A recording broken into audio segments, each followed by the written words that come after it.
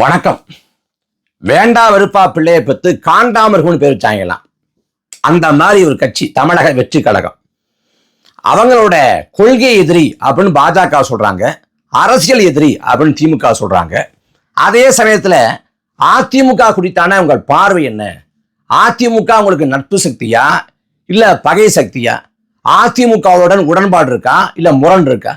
அப்படி முரண் இருக்குன்னா அது நட்பு முரணா பகை முரணா? எந்த கேள்விக்கும் பதில் சொல்லல. இந்த பக்கம் காங்கிரஸ் கட்சி இருக்கு. நீங்க குடும்ப ஆதிக்கம், வாரிசு அரசியல், ஊழல் குற்றச்சாட்டு இதைத்தான் திமுக மீது பிரதானமா சொல்றீங்கன்னா, அதே வகை குற்றச்சாட்டுகள் காங்கிரஸ் மேல இருக்கு. அங்கேயும் குடும்ப ஆதிக்கம், வாரிசு அரசியல், ஊழல் குற்றச்சாட்டு எல்லாம் இருக்கு. அப்ப காங்கிரஸ் உங்களுக்கு நட்பு சக்தியா இல்ல பகை சக்தியா? காங்கிரஸ் குறித்தான உங்க பார்வை என்ன அப்படின்னு கேட்டா எதுவும் சொல்லல. இதுல காங்கிரஸ் குறித்து இதுவரைக்கும் எந்த விமர்சனத்தையும் தாவேக்கா வைக்கல. இன்னும் சொல்ல போனா காங்கிரஸோட கூட்டணி வைக்க நாக்க தொங்க போட்டுக்கிட்டால இது தாவேக்கா. அதிமுக எப்ப விமர்சிக்கிறாங்கன்னா, அதிமுக பாஜகவோட போயிருக்க கூடாது அப்படிங்கிற இடத்துல மட்டும் விமர்சிக்கிறாங்க. மற்றபடி அதிமுகவோட கடந்த கால ஆட்சி குறித்து அவங்க விமர்சனம் வைக்கிறது இல்லை. அப்புறம் ஜெயலலிதா அம்மையார் குறித்து அவங்க நேர்மறையா சொல்றாங்க. இது எல்லாம் இருக்கு. அப்ப திமுக பாஜகங்கிற ஒரு துருவத்தை பேசக்கூடியவங்க அதிமுக காங்கிரஸ்ங்கிற இன்னொரு துருவத்தை பேச மறுக்கிறாங்க அப்படிங்கிற இந்த விமர்சனத்தை தொடர்ச்சியா வச்சு வர்றோம். அதுக்குள்ள ஒளிந்திருக்கக்கூடிய லாபரட்ட கணக்கையும் போட்டு உடைச்சு வர்றோம். இதுல அவர் முன்வைத்த திமுக எதிர்ப்பு, பாஜக எதிர்ப்பு இது எல்லாமே மொன்னைத்தனமானதுதான், ரொம்ப தட்டையானது தான். இதுல இந்த பாஜக எதிர்ப்புன்னு வச்சார்ல, அந்த எதிர்ப்பையும் இப்ப அடக்கி வாசிக்க சொல்லி முடிவெடுத்து விஜய் நிர்வாகிகள்கிட்ட அடக்கி வாசிங்க அப்படின்னு உத்தரவு போட்டு பாஜக எதிர்ப்பை அப்படியே பட்டும் படாம வைக்கிறாங்க. பாஜகவை கொள்கை எதிரி அப்படின்னவங்க இப்ப பாஜக விமர்சிக்கவே தயங்குறாங்க. எப்பையிலேருந்து? செப்டம்பர் 27 கரூர்ல மரணங்கள், 41 பேர் உயிரிழக்கிறாங்க. அந்த சமயத்துல தமிழ்நாடு அரசு ஒரு விசாரணை ஆணையத்தை போடுது. அப்புறம் நீதிமன்றம் எஸ்ஐடி எனப்படக்கூடிய சிறப்பு புலனாய்வு குழு விசாரணையை போடுது. அதுக்கு பிறகு உச்ச நீதிமன்றத்தில் வழக்கு சிபிஐக்கு, மத்திய புலனாய்வுத்துறைக்கு மாற்றப்படுது. அப்ப அந்த வழக்கு முழுமைக்கும் பாஜகவோட கட்டுப்பாட்டுக்குள்ள போயிருது. கரூர் மரணங்கள் தொடர்பான வழக்கு முழுமைக்கும் பாஜகவோட கட்டுப்பாட்டுக்குள்ள போயிருது. அது வரைக்கும் வாயை மூடிக்கிட்டு இருந்த ஆதரவுனா இந்த வழக்கு பாஜகவோட கட்டுப்பாட்டுக்குள்ள போயிடுச்சுன்னு தெரிஞ்ச உடனே தமிழ்நாடு அரசுக்கு சவால் விடுறாரு. கை வச்சு பாருங்கடா விஜய் மேல அப்படின்னு. கை எப்படா வைக்க முடியும்? வழக்கு தான் பாஜக ஒரு கட்டுப்பாட்டுல போயிடுச்சு. அப்ப திமுக என்ன பண்ண முடியும்? அது தெரிஞ்சுக்கிட்டு தான் அவர் சவால் வர்றாப்புல, கை வச்சு பாருங்க அப்படின்னு. எஸ்ஐடி விசாரிக்கிறப்பெல்லாம் வாயை திறக்கல, டேராட்டூனுக்கு போயிட்டாப்புல, அங்க போய் டேராவை போட்டாப்புல. ஆனா வழக்கு பாஜகவோட கட்டுப்பாட்டுக்குள்ள போன பிறகு இங்க சவால் விடுறாரு, எங்க தலைவர் விஜய் மேல கை வச்சு பாருங்க அப்படின்ட்டு. இப்படி இந்த முன்பே சொன்னது போல இந்த தம்பி அஜித் காவல்துறையால படுகொலை செய்யப்பட்ட அந்த விவகாரம், காவல்துறையை சேர்ந்த அதிகாரிகள் அஜித்தை கொலை செய்றாங்க. அப்ப அந்த வழக்கை தமிழ்நாடு காவல்துறை விசாரிச்சா பாரபட்சமா இருக்கும். அப்ப இந்த வழக்கின் விசாரணை மத்திய புலனாய்வுத்துறைக்கு, சிபிஐ ஒப்படைக்கிறது பெருவாரியான குரலா அன்னைக்கு இருந்துச்சு. ஆனா அந்த சமயத்துல இது சிபிஐ ஒப்படைக்க கூடாது, சிபிஐ பாஜகவோட கட்டுப்பாட்டுல இருக்கு, RSS கட்டுப்பாட்டுல இருக்குன்னு எல்லா தரப்பும் அந்த வழக்கை தமிழ்நாடு காவல்துறை மீது குற்றச்சாட்டு இருக்கிறப்ப தமிழ்நாடு காவல்துறை விசாரிச்சா சரியா இருக்காது, அதை சிபிஐ ஒப்படைக்கன்னு எல்லா தரப்பும் அன்னைக்கு சொன்ன சமயத்துல இல்ல சிபிஐ ஒத்து வராது, அது பாஜக RSS கட்டுப்பாட்டுக்குள்ள போயிடுச்சு, அப்ப சிபிஐ விசாரணை வேண்டாம் அப்படின்ன விஜய் இந்த கரூர் மரணங்கள் வழக்கு சிபிஐக்கு மாற்றப்பட்ட பிறகு அதை ஆதரித்து நீதி வெல்லும் அப்படின்னு ட்வீட் போடுறாரு. பாஜகவோட RSS கட்டுப்பாட்டுல இருக்கக்கூடிய சிபிஐ பக்கம் இந்த வழக்கு, கரூர் மரணங்கள் வழக்கு நகர்த்தப்பட்டா எப்படி நீதி வெல்லுங்கிறது தெரியல. ஆனா விஜய் நீதி வெல்லும் அப்படின்னாரு. அதே போல அண்ணா பல்கலைக்கழக வளாகத்துக்குள்ள ஒரு தங்கை பாலியல் கொடுமைக்கு உள்ளாக்கப்பட்டாங்க, எல்லாருக்கும் தெரியும். அந்த சமயத்துல விஜய் ஆளுநரை சந்திச்சு ஆளுநர்கிட்ட ஒரு புகார் மனு கொடுத்தார். அதாவது ஆளுநர் பதவி எதிர்க்கிறதா இருந்தா கூட இன்னைக்கு ஆளுநர் பதவி இருக்கிறதால இந்த அமைப்புக்குள்ளதானே போராட முடியும், இதுல அதை செயலாற்ற முடியும் அப்படின்னு கேட்கலாம். இப்ப ஆளுநர் எதிர்க்கக்கூடிய கட்சியா இருந்தா கூட இன்னைக்கு ஆளுநர் தானே பதவி பிரமாணம் பண்ணி வைக்கணும் அப்படின்னு கேட்கலாம். நாம அதை பேச வரல. ஆளுநர்கிட்ட போய் மனு கொடுத்தாங்க இடத்துலையும் ஒரு தன் முரண்பாடு இருக்கு. என்னன்னா அண்ணா பல்கலைக்கழக வளாகத்தை பொறுத்த வரைக்கும் அந்த பல்கலைக்கழகத்துக்கு வேந்தர் ஆளுநர் தான், முதன்மை பொறுப்பு ஆளுநர் தான். அப்ப அவர் கட்டுப்பாட்டு இருக்கக்கூடிய பல்கலைக்கழகத்துக்குள்ள அங்க ஒரு பாலியல் கூட நடக்கிறப்ப ஆளுநர் தார்மீக பொறுப்பேற்கணும். அப்ப ஆளுநர் மீது விமர்சனமும் குற்றச்சாட்டும் அந்த விவகாரத்தில் இருக்கு. ஆனா அந்த ஆளுநர்கிட்ட போய் மனு கொடுத்து நீதி நிலைநாட்ட வேணும் அப்படின்னு கேட்கிறாப்புல விஜய். இப்படி நிறைய முரண்பாடுகள், குறுக்கு சால்கள் இதெல்லாம் இருக்குது. இப்ப இந்த செப்டம்பர் 27 கரூர் மரணங்களுக்கு பிறகு பாஜக விமர்சிக்கிறத அப்படியே விட்டுட்டாங்க. அதை அப்பட்டமா பார்க்க முடியுது. உதாரணம் சொல்லணும்னா, இந்த வாக்காளர் பட்டியல் சிறப்பு தீவிர திருத்தம் அப்படிங்கிற இந்த நடைமுறையை பாஜக கொண்டு வருது. பீகார்ல செஞ்சிருக்காங்க, இப்ப தமிழ்நாட்டில் செய்து கொண்டிருக்காங்க. இதை கடுமையா நாம் எதிர்க்கிறோம். இந்த நாட்டில் கருத்துரிமை பறிக்கப்படுது, பேச்சுரிமை பறிக்கப்படுது, எழுத்துரிமை பறிக்கப்படுது. அதே போல நடமாடு உரிமை, இங்க இஸ்லாமிய கிறிஸ்தவ மக்கள்னா அவங்க அச்சுறுத்தப்படுறாங்க. என்ன உணவை உண்ணணும், என்ன கடவுளை வழிபாடு செய்யணும், என்ன உணவு உடுத்தணும், எல்லாத்தையும் தீர்மானிக்கிற அளவுக்கு அடிப்படையான உரிமைகள் எல்லாமே இந்த நாட்டில் மறுக்கப்பட்டு வருது. அதற்கெல்லாமே பங்கம் விளைவிக்கப்பட்டு வருது. இன்னும் சொல்ல போனா, இந்த நாட்டில் வாழக்கூடிய இஸ்லாமிய மக்கள் தங்கள் குடியுரிமையை நிரூபிக்க வேண்டிய நிலைக்கு தள்ளப்படுறாங்க. இப்படி எல்லா உரிமைகளும் மறுக்கப்பட்டு வர்ற வேளையில இந்த நாட்டு மக்கள் இருக்கக்கூடிய கடைசி உரிமை அப்படின்னா வாக்குரிமை சொல்லலாம். இந்த நாட்டில் எல்லோரும் சமம் என்று சொல்லப்படக்கூடிய ஒரு இடம் இருக்குன்னா அது வாக்குரிமை தான். ஏன்னா அடித்தட்டு உழைக்கும் மகனுக்கும் ஒரு வாக்கு தான், அனில் அம்பானிக்கும் ஒரு வாக்கு தான், பிரதமருக்கும் ஒரு வாக்கு தான், பிச்சைக்காரருக்கும் ஒரு வாக்கு தான். அப்ப எல்லோரும் சமம் என்று சொல்லப்படக்கூடிய ஒரே இடம் எல்லாருக்கும் ஒரு வாக்குங்கிறது தான். இப்ப அந்த வாக்குரிமை இருக்குல்ல, இப்ப இந்தியாவில் இருக்கக்கூடிய மாநிலங்கள்ல, இப்ப பீகார், தமிழ்நாடு போன்ற மாநிலங்கள்ல இந்த சிறப்பு தீவிர வாக்காளர் பட்டியல் திருத்தம் செய்யப்படுது.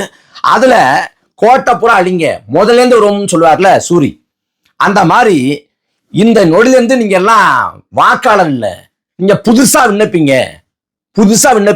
அப்படின்னு சொல்லிட்டு 6,36,00,000 மேலான மக்களுக்கும் புதுசா படிவம் கொடுத்து புதுசா விண்ணப்பிச்சு புதுசா வாக்காளர் சேர்க்க போறோம்ங்கிறாங்க.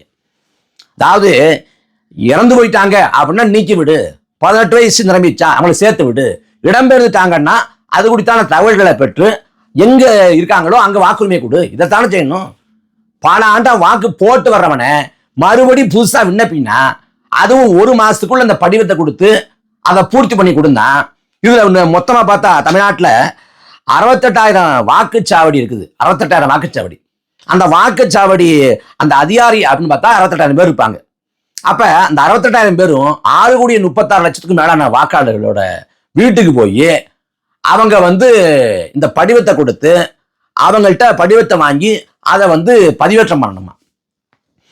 அவங்க வீட்டுக்கு போற சமயத்துல இப்ப கிராமப்புறங்கள்ல காலையில அதிகாலையும் எழுந்திரிச்சு வேலைக்கு போயிடுவாங்க, மாலை தான் வருவாங்க. அப்ப வீட்டுக்கு போறப்ப வீட்டுல யாரும் இல்லை, என்ன பண்ணலாம்? 2வது தடவை போவாங்களாம். 2வது தடவை யாரும் இல்லை, என்ன பண்ணலாம்? 3வது தடவை போவாங்களாம். 3வது தடவை யாரும் இல்லை, வீடு பூட்டி கிடக்குது. அப்ப என்ன பண்ணுவாங்களா? அப்ப வீட்டுல யாருமே இல்லைன்னு சொல்லிட்டு அந்த வாக்குரிமை ரத்து செய்யப்படுமா. கிராம பகுதிகளில் அவனுக்கு சனிக்கிழமையும் கிடையாது, ஞாயிற்றுக்கிழமையும் கிடையாது, திங்கக்கிழமை கிடையாது, எல்லாம் ஒண்ணுதான். அங்க ஞாயிற்றுக்கிழமைன்னா அவங்க வீட்டுல மதியம் கறிசோறு எடுத்து சாப்பிடுவாங்க அப்படிலாம் இல்லை. ஞாயிற்றுக்கிழமையும் காலைல உழைக்க போயிடுவாங்க, ராத்து தான் வருவாங்க. அப்ப பகல் நேரத்துல அவங்க இருக்க மாட்டாங்க. அப்ப இந்த வாக்குச்சாவடி அதிகாரி எப்படி போய் அவங்களை பிடிப்பார்னா எப்படி அவங்கள்ட்ட படிவம் கொடுப்பார்? அவங்க வீட்டுல இல்லைன்னா என்ன பண்ணுவார்? அப்ப கிராமப்புறங்கள்ல இவ்வளவு பெரிய சிக்கல் இருக்கு, நடைமுறை சாத்தியத்துல எவ்வளவு பெரிய சிக்கல் இருக்கு. இது எதுவுமே புரியாம ஒரு கேடுகட்ட ஒரு முறையை அமலாக்கம் செய்யுது பாஜக. அதோட உள்நோக்கம், வெளிப்படையான நோக்கம் தான் தெரியுமே, நோக்கம் நமக்கு தெரியும். இப்படி இந்த முறையை பாஜக கொண்டு வருது. இதை நாங்க எதிர்க்கிறோம் அப்படின்னு சொல்லக்கூடிய திமுக அதை ஒரு சூழ்ச்சி பண்ணுது. என்ன பண்ணுதுன்னா, இதுல நாங்க வாக்களை பறிச்சுருவாங்களோ அப்படின்னு திமுக பேசுது. அதே சமயத்துல பீகாரை சேர்ந்த வாக்காளர் தமிழ்நாட்டில் வாக்காளராக சேர்க்கப்படுறது குறித்து திமுகவின் நிலைப்பாடு என்னங்கிறது இதுவரைக்கும் தெரியல.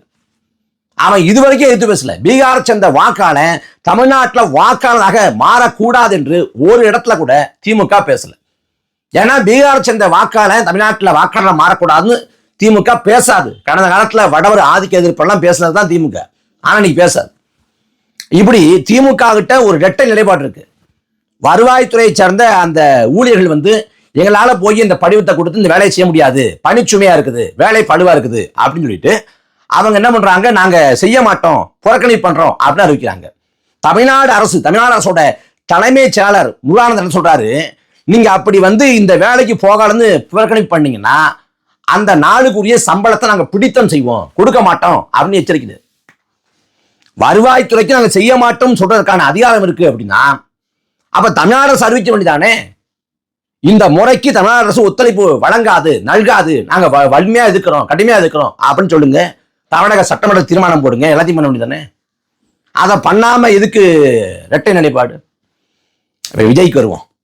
இப்ப இதுல வந்து விஜயை பொறுத்த வரைக்கும் நவம்பர் 2ஆம் தேதி வந்து ஒரு அறிக்கை கொடுத்திருக்காரு. விஜய் கட்சி சார்பா, தாவேகா சார்பா அறிக்கை கொடுக்கப்பட்டிருக்கு. அந்த அறிக்கையை வந்து 3 பக்கத்துல இருக்கு. நான் பிரட்டி பார்த்தேன். அந்த 3 பக்கத்துல 8 இடங்கள்ல திமுக அப்படின்னு திமுக சொல்லி 8 இடங்கள்ல திமுகன்னு வருது. அப்புறம் தேடி பார்த்தேன் பாஜகன்னு வருதான்னு, 2 இடத்துல வருது. 8 இடத்துல திமுக, 2 இடத்துல பாஜக. திமுக விமர்சிக்கணும், திமுக எதிர்க்கணும், மாற்று கருத்து இல்லை. ஆனா இந்த வாக்காளர் பட்டியல் சிறப்பு தீவிர திருத்தத்தை கொண்டு வர்றது பாஜக. அந்த பாஜக மிக கடுமையா இருக்கணும், இந்த விவகாரத்துல மிக கடுமையா இருக்கணும். ஏன்னா அதுல முதன்மை பாஜக, 2வது தான் திமுக. ஆனா பாஜக குறித்து கண்டனம்ங்கிற வார்த்தை இல்லை, அமித்ஷாவோட பேரு இல்லை, மோடியோட பேரு இல்லை. அப்படி அந்த அறிக்கையை முழுக்க சில பரிந்துரைகளை வழங்குது. இந்த வாக்காளர் பட்டியல் சிறப்பு தீவிர திருத்தத்தை வந்து இவ்வாறு மேற்கொள்ளலாம், இப்படி செய்யலாம்னு சில பரிந்துரைகளை வழங்குதே ஒழிய அது கடுமையாக பாஜகவை கண்டிக்கவில்லை. பாஜக கொண்டு வர்றது ஜனநாயக படுகொலை, நாட்டு மக்களுக்கு செய்யக்கூடிய மிகப்பெரிய துரோகம், அது போன்ற எந்த வார்த்தைகளும் அந்த அறிக்கையில 3 பக்கத்துல நீங்க தேடி பார்த்தாலும், பூதக்கண்ணாடி வச்சு பார்த்தாலும் கிடைக்காது. ஏன்னா அப்படி எந்த காரசாவானதும் இல்லை. அதுக்கு பிறகு விஜய் வந்து ஒரு அறிக்கை விடுறாரு. அறிக்கை இல்லை, ஆமா அறிக்கை விட்டாரு. அதுக்கு பிறகு காணொலி விடுறாரு. அந்த காணொலியில வந்து 9 நிமிஷம் 20 நொடி பேசுறாரு. அந்த காணொலியை வந்து நான் முழுமையா பார்த்தேன். அந்த காணொலியை என்ன சொல்றாரு அப்படின்னா, இந்த இந்த சிறப்பு தீவிர வாக்காளர் பட்டியல் திருத்தத்துல வந்து அவங்களோட தமிழக வெற்றி கழகத்துக்காரங்க வந்து என்ன செய்யணும், எவ்வாறு படிவத்தை பூர்த்தி பண்ணணும் அப்படிங்கிற சிக்கல்களை வந்து ஒரு மேம்போக்கா போற போக்கில் ஒரு 9 நிமிஷம் சொல்றாப்புல. அதை சொல்லட்டும், நமக்கு மாற்று கருத்து இல்லை, சொல்லிட்டோம். அதெல்லாம் சொல்லி அவங்கள நல்வழிப்படுத்தட்டும், அவங்களுக்கு வந்து ஒரு வழிகாட்டு நெறிமுறையை வழங்கட்டும், அதுக்கு விமர்சனம் இல்லை. ஆனா அதை யார் கொண்டு வர்றா? இந்த கொண்டு வரோட நோக்கம் வந்து அபத்தமானது, ஆபத்து நிறைந்தது அப்படின்னு ஒரு வார்த்தை நரேந்திர மோடி, அமித்ஷா, பாஜக, ஒன்றிய அரசு எந்த வார்த்தையும் விஜயோட வாயில வரல. விஜயோட வாயில எந்த வார்த்தையும் வரல. வெறுமனே வாக்காளர் பற்றிய சிறப்பு தீவிர திருத்தத்துல வந்து ஒரு குடிமகனா எப்படி நம்மளோட வாக்குரிமையை தக்க வைக்க என்ன பண்ணலாங்கிற அந்த நடைமுறை செயல்பாடுகளை அப்படியே கொஞ்சம் எளிமைப்படுத்தி ஒரு 9 நிமிஷம் 20 நொடி சொல்றாப்புல. மற்றபடி அதுல பாஜக குறித்து, அமித்ஷா குறித்து, மோடி குறித்து எதுவும் பேசல. நீங்க இதை சொல்லுங்க, மாற்று கருத்து இல்லை. அதே சமயத்துல கூடுதலா 1 நிமிஷம் இது பாஜகவோட நோக்கம் என்ன, பாஜக ஏன் கொண்டு வருது, இதை ஏன் வந்து நம்ம கடுமையா எதிர்க்கணும், ஏன் கண்டிக்கணும், பாஜகவோட சதிச்சல் என்ன, இதன் மூலமா பீகார்ல அவங்க பெற்ற பயன் என்ன, எதையுமே சொல்லலையே. எதையுமே ஏன் சொல்லல? இதை அப்படி வச்சுக்கோ. அதுக்கு பிறகு முதல்ல ஒரு அறிக்கை கொடுத்தாங்க, அப்புறம் விஜய் காணொலி போட்டாரு. அதுக்கு பிறகு தமிழக வெற்றி கழகத்தின் சார்பாக ஆர்ப்பாட்டம் அப்படின்னு ஒரு 3 நாளைக்கு முடி ஒரு ஆர்ப்பாட்டம் நடந்துச்சு. ஒவ்வொரு ஊர்ல ஒவ்வொருத்தர் தலைமையேற்றாங்க. இப்ப ஒரு ஊர்ல நிர்மல்குமார், ஒரு ஊர்ல அருண்ராஜ், ஒரு ஊர்ல வந்து தம்பி ரமேஷ், இப்படி பல பேர் அவங்க வந்து ஊர்களில் வந்து தலைமையேற்று ஆர்ப்பாட்டம் செஞ்சாங்க. சென்னையில வந்து புஷி ஆனந்தும் ஆதரஜனாவும் பங்கேற்று பேசினாங்க. புஷி ஆனந்தை பத்தி நம்ம சொல்ல தேவையில்லை, அவரு கஷ்டப்படுவாப்புல, அவரை நம்ம விட்டுருவோம். அந்த பக்கம் வச்சுக்கோமே, ஆதரஜனா ஆளு வர்க்கத்துக்கு சவால் விடுவாப்புல. சென்சி கிட்ஸை வந்து புரட்சிக்கு வாங்க, ஆயுத எழுத்துல படத்துல வந்த மாதிரி புரட்சி பண்ணலாம் அப்படின்னு அறைகோல் விடுத்து அழைப்பாப்புல. அப்படி ஆளு வர்க்கத்துக்கு சவால் விடக்கூடிய ஆதரஜனா மோடியை மிரட்டி விட்டுருப்பாப்புல, அமித்ஷாவை அலற விட்டுருப்பாப்புல அப்படின்னு அவரோட பேச்சை பார்த்தேன். யாரு? ஆதரஜனோட பேச்சை பார்க்குற துப்பாக்கி நிலை இருந்துச்சு. வேற வழி இல்லாம அதை வேகமா ஓட விட்டு நான் பார்த்தேன். பார்க்குறப்ப எங்களை இந்த இடத்துல ஆர்ப்பாட்டத்துக்கு இந்த இடத்த அனுமதி கொடுத்து எங்களை சுத்தி வர சொல்லிட்டாங்க, அங்க அலைய விட்டாங்க, இங்க அலைய விட்டாங்க, இப்படி எல்லாம் எங்களை கெடுபிடி பண்றாங்க, ஆர்ப்பாட்டத்துக்கு ஏன் இவ்வளவு கெடுபிடி அப்படின்னு திமுக அரசு சாடுறாப்புல. ஆனா தவறையும் கூட பாஜக, மோடி, அமித்ஷா இது போன்ற வார்த்தைகள் ஒரு வாயில வரல. 2 இடத்துல என்னமோ வந்து ஒன்றிய அரசு அப்படின்னு ஒப்புக்கு தொட்டுக்கிறாப்புல. சரி, ஒன்றிய அரசுனாலே பாஜக தானே, சரி வச்சுக்குவோம். ஆனா இது வந்து இந்த வாக்காளர் பட்டியல் சிறப்பு தீவிர திருத்தங்கிறது மிகப்பெரிய அயோக்கியத்தனம். இதை கொண்டு வரக்கூடிய பாஜகவை மிக கடுமையாக விமர்சிக்கலாம். அண்ணன் சீமானவர்கள் அவங்களோட பேச்சுல 1 மணி நேரம் பேச்சுல பொழந்து கட்டிட்டாங்க பாஜகவை, நரேந்திர மோடியை, அமித்ஷாவை, இந்த சதிச்சலை.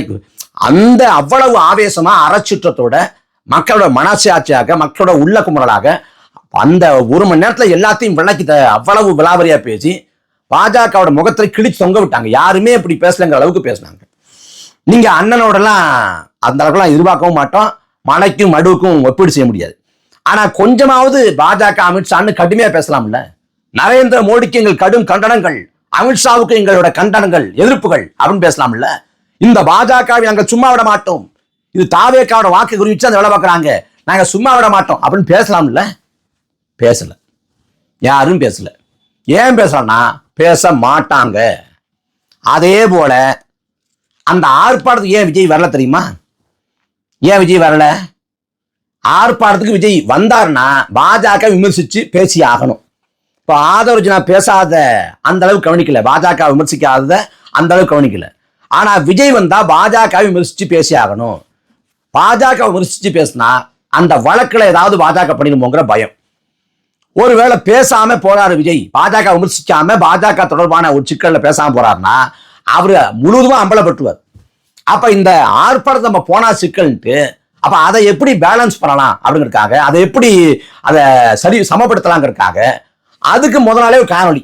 அந்த காணொலியிலையும் மோடி பத்தி அமித்ஷா பத்தி பேசாம இந்த படிவத்தை பூர்த்தி செய்வது எப்படி என்பது போல பேசி முடிச்சு விட்டாப்புல. மற்ற எதுவுமே பேசல. இதை கடந்து என்னன்னா அவங்களோட பொதுக்குழு நடந்துச்சு மிக அண்மையில. அந்த பொதுக்குழுக்கு முன்பாக 1 மாத காலம் இந்த கரூர் மரணங்கள் அந்த வழக்குல தாவேக்காக ஒரு நெருக்கடி ஏற்பட்டிருக்கு, அவங்க பாஜக அதிமுகவோடு போயிடுவாங்க அப்படின்னு 1 மாத காலம் விவாதிக்கப்பட்டுச்சு, வாத பிரதிவாதங்கள் நிகழ்த்தப்பட்டுச்சு. அப்ப பொதுக்குழுவில் நாங்கள் பெரியாரையும், அம்பேத்கரையும், காமராசரையும், அஞ்சலி அம்மாளையும், வேலுநாச்சியாரையும் கொள்கை தலைவராக ஏற்றுக்கக்கூடிய நாங்கள் எப்படி பாஜக இருக்கக்கூடிய ஒரு கட்சி கூட்டணிக்குள்ள நாங்க போவோம் அப்படின்னு விஜய் ஆவேசமா பேசுவார்னு எதிர்பார்த்தேன். பேசல, ஏன்னா பேச மாட்டார். அதே போல இந்த 10-15 நாளைக்குள்ள டெல்லியில குண்டுவெடிப்பு. அந்த குண்டுவெடிப்புல 15 பேர் இறந்து போயிட்டாங்க. டெல்லியில எந்த செங்கோட்டையில நின்றுகிட்டா ஐயா மோடி தேச நலன், தேச பாதுகாப்பு அப்படின்னு 10 ஆண்டு காலமா முழங்கி வந்தாரோ அந்த செங்கோட்டைக்கு அருகே தற்கொலை படை தாக்குதல், கார்ல குண்டு வெடிச்சு அப்படின்னு சொல்லப்பட்டாலும் அது தற்கொலை படை தாக்குதல் அப்படின்னு என்னையவே அறிவிச்சிச்சு. அப்ப அந்த தற்கொலை படை தாக்குதல் டெல்லியில செங்கோட்டைக்கு நடக்குதுன்னா மற்ற மாநிலங்கள்ல ஒரு அசம்பாவிதம், ஒரு வெடிகுண்டு வெடிப்பு, ஒரு ஒரு துரு சம்பவம் அப்படி நடந்தா உள்துறை அமைச்சகம் அறிக்கை கேட்குது, என்ன நடந்துச்சுன்னு சொல்லுங்கன்னு கரூருக்கு கேட்டாங்க. அப்ப டெல்லியில உள்துறை அமைச்சகத்தின் கட்டுப்பாட்டில் இருக்கக்கூடிய இடத்துலயே குண்டு வெடிக்குதுன்னா இவங்க என்ன செய்ய போறாங்க? உள்துறை அமைச்சகம் இது உளவுத்துறையின் தோல்வி இல்லையா? உள்துறை அமைச்சகத்தின் தோல்வி இல்லையா? பாஜக ஆட்சிக்கு வந்த பிறகு 2016 பதன்கோட்ல விமானப்படை தாக்குதல், தீவிரவாத தாக்குதல், 9 பேர் இறந்து போனாங்க. அதுக்கு மறு 2019 புல்வாமாவில் தாக்குதல், 40 பேர் இறந்து போனாங்க. இப்ப பெகல்காம்ல இந்த ஆண்டு ஏப்ரல் மாதத்துல அங்க சுற்றுலா பயணிகள் மேல தாக்குதல், 26 பேர் இறந்து போனாங்க. இப்ப கடைசியா டெல்லியில இந்த தாக்குதல், இதுல 15 பேர் இறந்து போயிட்டாங்க. அப்ப பாஜக அரசோட நிர்வாக தோல்வி, இது உளவுத்துறையின் தோல்வி, உள்துறை அமைச்சகத்தின் தோல்வி. நாட்டின் பிரதமர் நரேந்திர மோடி வெட்கி தலைகுனியணும். அமித்ஷா என்ன பண்றாரு? இந்த ஆளுநர் மூலமா எதிர்கட்சி ஆளக்கூடிய மாநிலங்கள்ல என்ன குறைச்சல கொடுக்கலாம்னு யோசிச்சுட்டு இருக்காரு. அதே போல விசாரணை அமைப்புகளை கொண்டு எதிர்கட்சிகளை முடக்கிறாரு. அதுல சிந்திக்கக்கூடிய அமித்ஷா கொஞ்சமாவது உள்துறை அமைச்சகத்தை வச்சுக்கிட்டு நாட்டோட பாதுகாப்பு, நாட்டு மக்களோட அமைதி, இந்த நாட்டின் நலன் அதை பத்தி சிந்திக்கணும் அப்படின்னு அமித்ஷாவுக்கு, மோடிக்கு ஆவேசமாக விஜய் அறிக்கை கொடுப்பாரா? ஆவேசமாக விஜய் பேசுவாரா அப்படின்னு பார்த்தா அந்த டெல்லி குண்டுவெடிப்பு தொடர்பாக விஜய் கொடுத்த அறிக்கையில் ஒரு வார்த்தை கூட கண்டனங்கிற வார்த்தை இல்லை. மோடியவோ, அமித்ஷாவோ, பாஜகவோ அவரு கண்டிக்கல. அதனால வரக்கூடிய நாட்களும் இப்படித்தான் போகும். சம்பவ இடத்தை நெருங்கிட்டாங்க. நாம சொல்றது உண்டு, இப்ப திமுகவால பாஜகவை எதிர்க்க முடியாது அப்படின்னு சொல்லுவோம். ஏன்னா கரைபடிந்த கரங்களால பாசிசத்தை எதிர்க்க முடியாது. ஏன்னா இவன்கிட்ட பலவீனம் இருக்கும், இவன் கரைபடிஞ்ச கையில் இருப்பான். அப்ப அவன் ஊழல் வழக்கு அப்படின்னு வருமான வரித்துறையோ அமலாக்கத்துறையோ அவன் ஏறி விட்டான்னா இவன் அடிபடைஞ்சிருவான். அதே போல இந்த ஊழல் கரைவடிஞ்சவங்களால எப்படி பாசிசத்தை இருக்க முடியாதோ அதே போல தொடை நடிகர்களாலும் பாஜகவை பாசிசத்தை இருக்க முடியாது. அதுதான் விஜய் விவகாரத்துல நமக்கு புலப்படுற உண்மை.